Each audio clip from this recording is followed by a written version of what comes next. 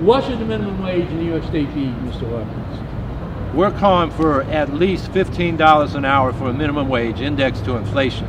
Now, I know that's double the federal wage, but that's what we asked for in 1963 at the March on Washington for Jobs and Freedom, when they asked for a $2 minimum wage, which adjusted for inflation today would be $15.29. And we need home rule on setting the minimum wage, because that's not even a living wage in New York City, where the housing costs are very high and other costs are very high. This governor could do that right now, because he has the authority to set a minimum wage board. In fact, the legislature has instructed him to set a minimum wage board, because the world's worst minimum wage law, adopted last year under his leadership, the legislature authorized them to set one up to deal with tip workers, which the law didn't. Now, the law is crazy because it sets a ceiling as well as a floor. It subsidizes the difference between the federal minimum wage of $7.25 and now $8 for employers who hire teenagers.